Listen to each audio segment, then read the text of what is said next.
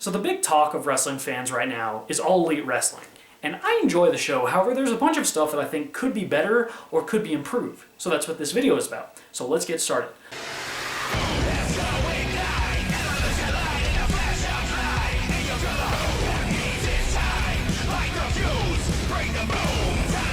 Number 1, AEW Dark. It's really smart to have a wrestling show that's exclusive to YouTube because you can get cord cutters into watching your product. However, I think it would be nice for individual AEW Dark episodes to have timestamps because I don't know about anybody else, but I don't want to watch Chris Statlander. I don't want to watch Riho, so if I could just skip that, that'd be awesome. I know if I could just scroll through the little time progression bar and find where the next match is, but I'm extremely lazy, and yeah. My second suggestion is pick a tone for each episode.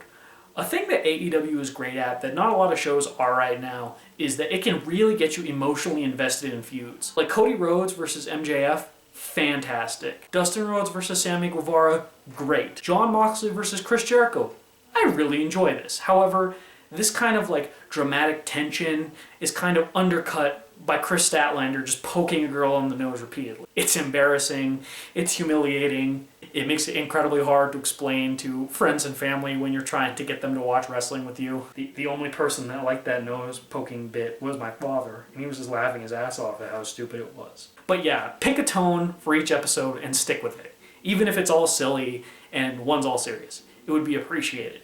In fact, now that there's going to be 2 AEW shows on TNT, you could have the A show be the serious show, and you could have the B show be the comedy show.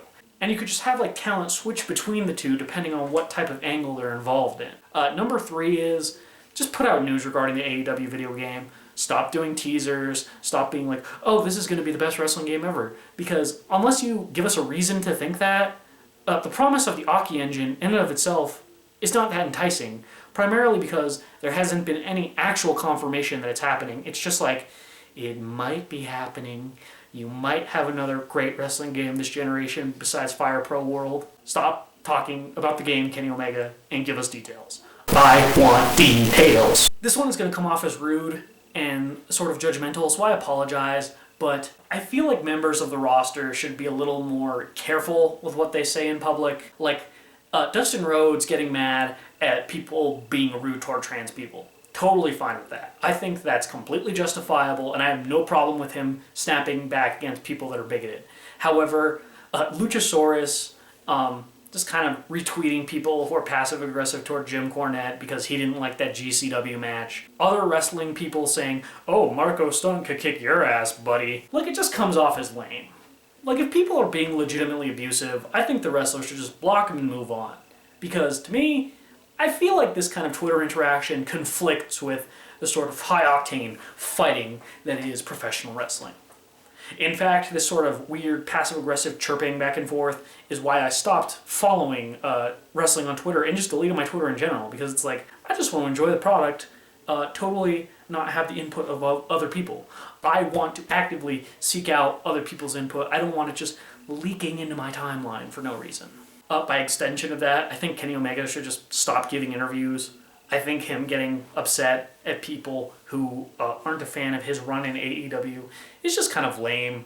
Like, can we just agree Kenny Omega hasn't been booked as strong in AEW as he has been in New Japan? Like, I don't even love Kenny Omega. I think he's just fine. He's winning me over more on AEW. But just like, come on, man. Not everybody's going to like everything.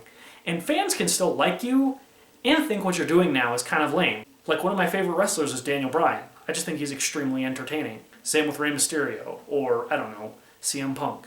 And I can say, yeah, I love these guys, they seem nice, I love their work, but like, I kind of wish Rey Mysterio was winning more right now. I kind of wish CM Punk was wrestling.